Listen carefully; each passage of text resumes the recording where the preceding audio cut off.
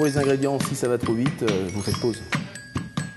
Alors, on réalise notre pâte à raviolis. Dans un cul de poule, j'ai mis la farine. On va clarifier les œufs, l'huile d'olive, l'eau et une petite pincée de sel. Il est important que l'eau soit bien tiède pour permettre à l'amidon de fondre légèrement et d'obtenir une pâte beaucoup plus souple et élastique. Alors, on va mettre notre homard en cuisson, plonger la tête la première et après rentrer la queue pour éviter de se faire éclabousser.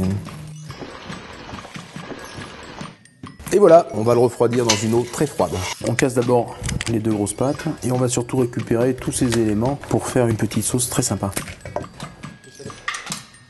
Un truc de chef pour décortiquer les petites pâtes. Moi j'ai pour habitude de récupérer la petite chair qui se trouve à l'intérieur à l'aide d'un rouleau à pâtisserie. Voilà, on écrase progressivement et on arrive à sortir le petit mandibule en entier. On va faire une petite sauce américaine, un filet d'huile d'olive et puis on va caraméliser les carcasses.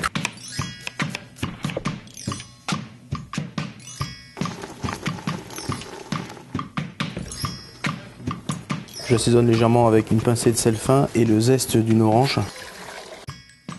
On va cuire la garniture de nos raviolis, tout ça taillé très fin, très fin, très fin. Et à la fin, on mettra un petit peu de coriandre et un petit peu de menthe. Ça sent déjà bon. Piment d'Espelette et les herbes fraîches concassées. Bon, la pâte a reposé 30 minutes au frigo et suffisamment souple pour qu'on puisse faire nos raviolis. Plus la pâte est fine, plus les raviolis seront fondants. Alors pour trouver la bonne épaisseur, en général, je m'arrête quand je vois à travers. On voit que la pâte est bien réussie, elle colle pas du tout, c'est du good job.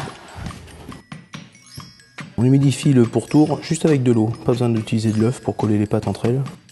Je rabaisse un petit peu les chapeaux en croix pour pouvoir absorber la surépaisseur du homard.